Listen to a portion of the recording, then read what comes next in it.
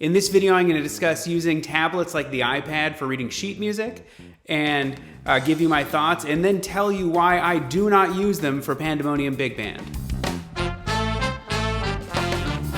My name's Elliot Deutsch. I'm a professional composer and arranger in the Los Angeles area, and I lead an ensemble called the Pandemonium Big Band. In addition to that, I write for all sorts of clients. Check out my bio, it doesn't matter. Anyway, I'm going to talk to you about using tablets for sheet music. There's a lot of great reasons to do it, and honestly, it's the future and you're going to have to.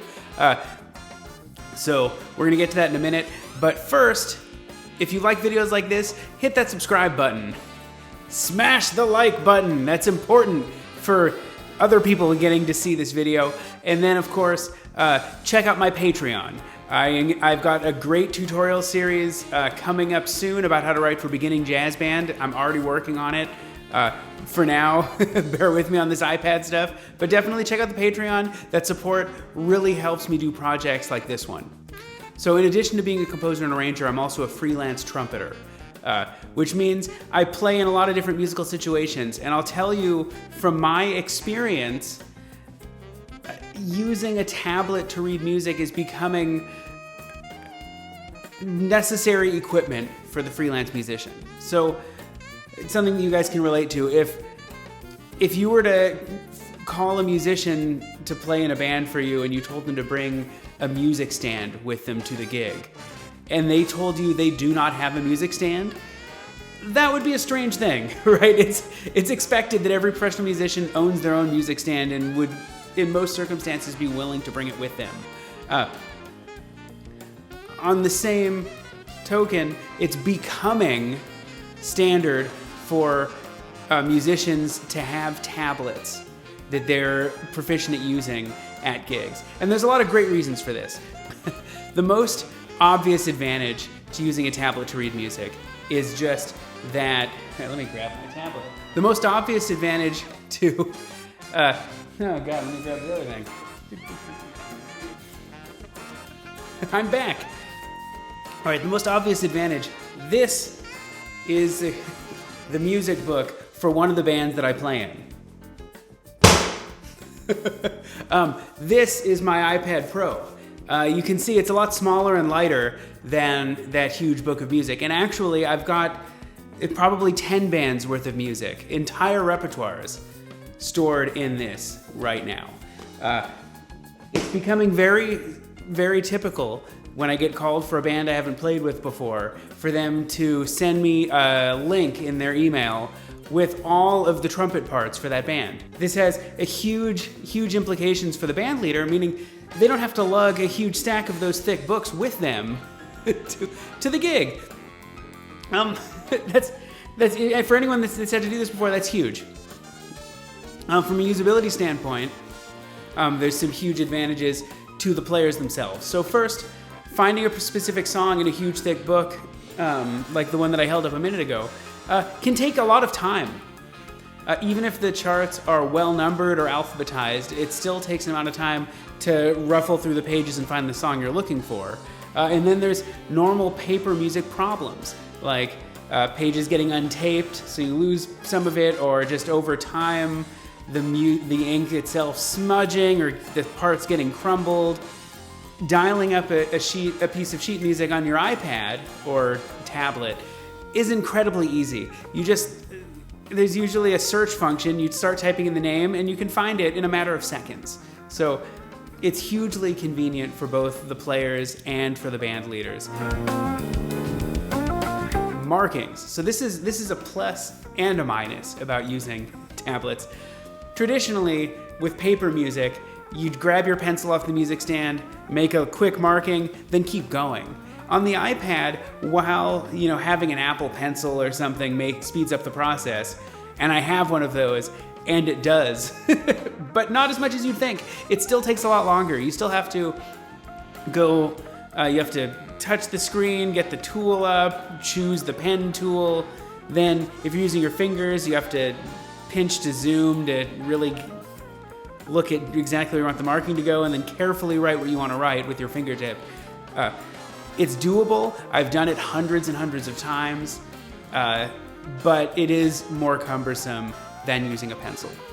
On the flip side, it's incredibly easy to change your markings later. With a pencil and paper, you use a pencil, you're supposed to be able to erase it, but you know from childhood, #childhood, that the pencil never fully erases. Furthermore, sometimes the ink or the toner that's on the page will erase a little bit. And if the pencil marking is more than a year old, a lot of times you can't erase it. I'm not sure why pencils work that way, but they do. Also, if you're coming into a musical situation where somebody else has already marked up the parts, they might have marked up things that actually make it harder for you to play. One of my huge pet peeves as a freelance trumpeter is seeing a part with a bunch of circles all over it with no explanation. Like adding an accidental where you might have missed, that F sharp the last time you read it, and now you put a little sharp sign on it. That isn't really going to mess anybody up. But just circling something, I'll be playing my part and then I'll see a circle and I spend, a fraction of a second going, what on earth were they going to miss that they circled? And at that point, I've made my own mistake. So when you have your own part, you have your own markings. You don't have to see anybody else's markings. But you also don't have the other person's markings. So sometimes bands will have a piece of music in their book and they'll write in cuts and jumps and they'll make changes to the sheet music that you may not have because of the clunkiness of using PDFs on an iPad. So there are ways around this, but they involve exporting the markings out of one iPad and emailing it to the other person or using AirDrop or something. It's doable, but it's not entirely intuitive, and that's a problem. So one of the advantages of using tablets in your band is that as a band leader, you don't have to bring everyone's sheet music with you physically. But that's a double-edged sword because that allows any of the musicians in your ensemble to forget to bring their iPad. And then somebody doesn't have sheet music. So that is a very, realistic trade-off. In low-light situations, like playing an indoor wedding where the lighting gets really crazy, having a backlit computer screen, ostensibly, is a huge advantage over having sheet music with maybe a stand light, maybe not a stand light. On the flip side, if you're outdoors in direct sunlight, it's incredibly difficult to see the screen on a tablet. I'd still rather be on a tablet most of the time. If I'm in a situation where both work, the tablet is advantageous. Another disadvantage of reading music off a tablet is most of the music that you're going to read was created for paper. It was formatted for paper. And this doesn't seem like a big deal if you don't spend a lot of time formatting parts. But I do. And so when I'm choosing how I'm going to lay out my sheet music for printed parts, I'm assuming that people are going to be able to see 3 sheets of music at once, or after the 3rd page that they can see 2 at once. And so I'm only worried about page turns every 2 or 3 pages. On a tablet, you can see exactly 1 sheet of music at a time, so every single page turn is incredibly important. Now, I know there are ways around this, and people that do a lot of gigs with their music on tablets get a Bluetooth pedal. I have my own. I have one, and it works great, but it comes with its own challenges. Fourscore, which is the application that a lot of people use for reading music, can show half sheets. So you can see when you're at the bottom half of a sheet of music, you can see the top half of the next page, which solves a lot of the page turn problems, but it's still somewhat clunky, and you're better off with music that was formatted for a tablet, with a multi-rest either before or after each page turn, or at the very least, putting it in a place where you're going to be able to grab a hand off your instrument and hit the screen quickly. I intend to do a follow-up to this video where I show how to format specifically for a tablet. First of all, we haven't hit a point, at least in Los Angeles, where 100% of the players that I call are going to be equipped to bring a tablet.